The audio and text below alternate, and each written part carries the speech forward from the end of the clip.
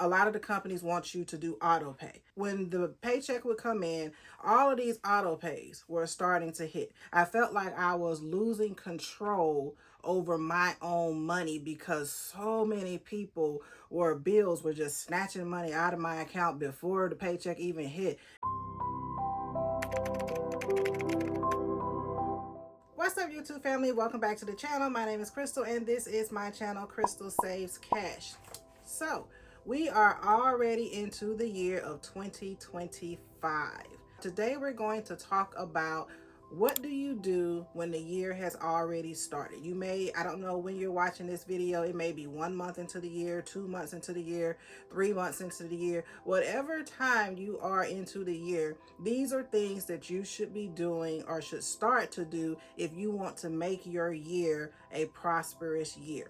If you didn't watch my other video about tips and stuff to prepare for 2025, I will have a link to that video in the description box. Those tips still stand whether you're at the beginning of the new year or you're already into the new year. So go back and watch that video and you can still implement those tips into the new year as it has already started. I want you to start a savings challenge. And when it comes to the savings challenges, there are a plethora of different savings challenges you can do. One main one that I have done in previous years, I also have a video where I talked about how this savings challenge actually helped my family in a financial crisis, is the 26-week savings challenge. That savings challenge is, I think it's either linked below in the description box below, or we'll put it here on the screen, but it's based off of a 26-week pay cycle where you set aside a certain amount of money every pay period. That is a good one. That's one that I like and I do that often. This year I'm trying out some new savings challenges. Here, this is a particular book that I purchased off of Amazon. This is the Ultimate Book of Savings Challenges. So here, this is a travel fund savings challenge where you save $1,000. Each time you just put back $10. Once you put the $10 back, or you put it in a jar, you put it in your savings account, wherever, then you just color in $10 there. And each time you color in a new $10. Once you're done, you'll have $1,000 for travel.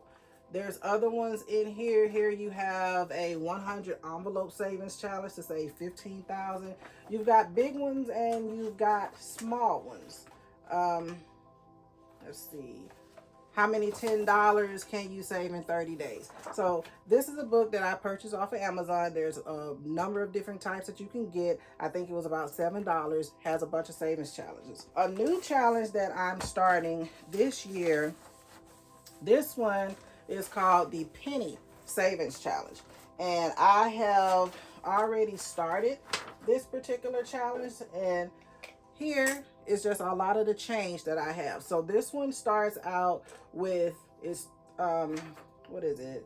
You will save $667.95 in 365 days. So on day 1 of the year, you save a penny. Day 2, you save 2 pennies. Day 3, you save 3 pennies. So every day you're gonna put back some change. And here I just have mine in my little container right here. Every day you're gonna put back some change. By the end of the year, the last amount is $303.65, and you will end up with the $667.95. So that's a new one that I'm starting. There's also another savings challenge that I'm doing. I'll talk about that one in another video, but that's a binder method of cash savings challenge. So we'll talk about that one in another. But at the end of the day, just pick a savings challenge. Start with something, whatever you want to start big, you want to start small, you have a goal, pick a savings challenge and start saving for the new year. Did you know that you don't have to accept the due date that most creditors, utility bills, or whatever give you? You can switch your due dates. Look at what pay cycle are you on. Do you get paid bi-weekly? Do you get paid once a month? Do you get paid every week? You want your due dates for your bills to match your pay cycles. If they are not, you can call up the cable company, you can call up the insurance company, the electric company, and you can discuss with them and say, hey, you want the money, the bill is due on the 22nd, but I don't get paid until the 25th. Can we switch this due date to, say, the 26th? More likely than not, they are going to tell you yes, because they don't want you to get behind just as well as you don't want to get behind either. Do you eat a lot of fast food? If you do, I want you to stop the fast food habit. In one of my other previous videos, I talked about once you've gotten your budget app up to date, and then you go back and you start examining your finances. Here is where you examine your finances and you look to see how much money are you spending in eating out. For me, one year I looked at my finances and I had spent upwards of $3,000 eating out with fast food. But at the same time, I needed a new dishwasher. I needed some lawn care maintenance and things that I needed at my home, but I'm spending all of this money eating out, and then I'm spending almost the same thing buying groceries. So look at your finances from the previous year and stop the fast food habit. Get you some cookbooks, watch you some YouTube videos, learn how to cook those things that you're buying fast food, learn how to cook those things at home. Going along with the fast food habit, I want you to audit your refrigerator and freezer. Look and see what food have you already purchased that is sitting in that refrigerator or freezer that needs to be eaten. You don't want to be spending money on the fast food, but at the same time, you don't want to be spending the money on buying the grocery and then the grocery is getting freezer burned. The fruit is no longer edible. The meat you can't even use.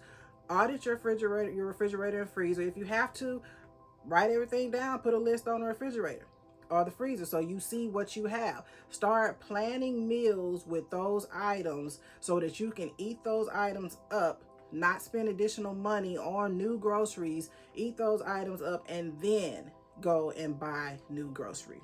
It's very common in the society that we live in now when it comes to paying our bills, where a lot of the companies want you to do auto pay. A lot of these companies, I know insurance company is a big one with this, where they even give you discounts if you pay via auto pay. And for anyone that doesn't know, auto pay is when you give them permission to go ahead and draft the money from your bank account when the bill is due.